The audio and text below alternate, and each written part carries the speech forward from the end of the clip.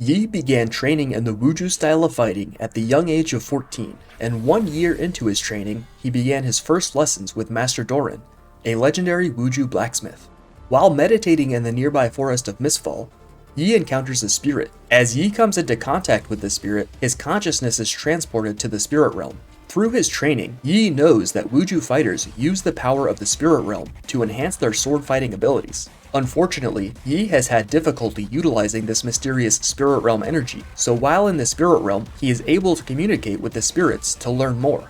During one of these spirit visions, Yi learns of the Vastaya Shirei, which were human-like figures, some with feathers, colorful skin, or a different number of appendages. Through this vision, Yi learns that these beings were once able to control the elements, such as winds, storm, and the earth itself. The spirit tells Yi that this realm is where the Wuju warriors draw their power from, and it is the same power that the Vastaya Shirei used to control the elements and shift into their animalistic forms. It is only after this spiritual encounter that Yi begins to fully understand how to use and siphon this magic from the spirit realm to empower his fighting abilities.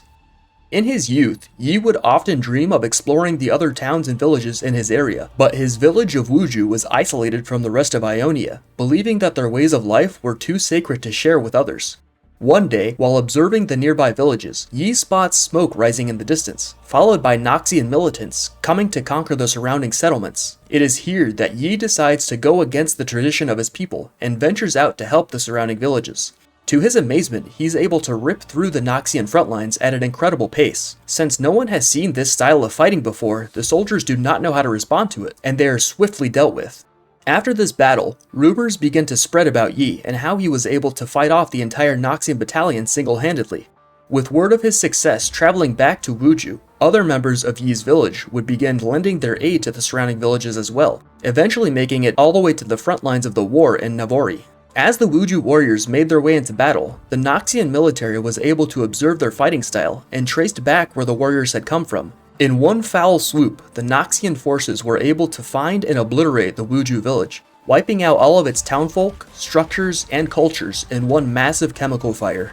By the end of the war, Yi was the only surviving member of his village.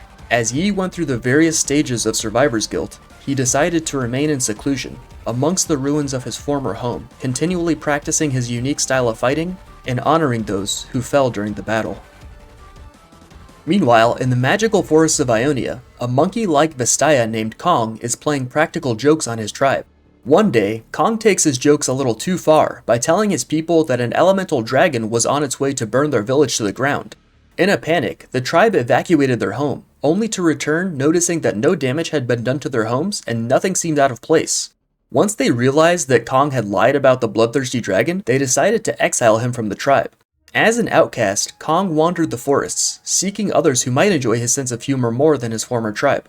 In his nomadic adventures, he dubbed himself the Monkey King and would challenge strangers to duels. Kong considered himself a great warrior, until one day, Kong would come across a Noxian soldier who, along with his brethren, chased Kong deep into the surrounding forest. Kong would hide in this forest until he was sure that the Noxian soldiers were gone for good, but in that time period, the Noxians had invaded and conquered portions of Kong's homeland of Ionia.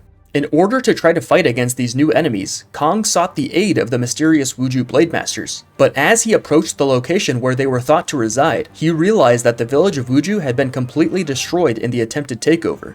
As Kong moved through this desecrated village, he comes across a man who appears to be meditating. As it is in his nature, Kong challenges this man to a duel and is immediately knocked down before the man, Master Yi, begins meditating once more. For several weeks, Kong would return to challenge Yi and be repeatedly defeated. In order to try to beat Yi, Kong would resort to all types of distractions, such as telling jokes, drugging Yi's tea, and finally using smoke poppy plants to trick Yi into striking a straw decoy.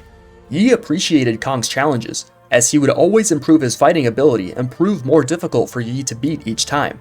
Eventually, Kong would ask Yi to train him in the Wuju style of fighting.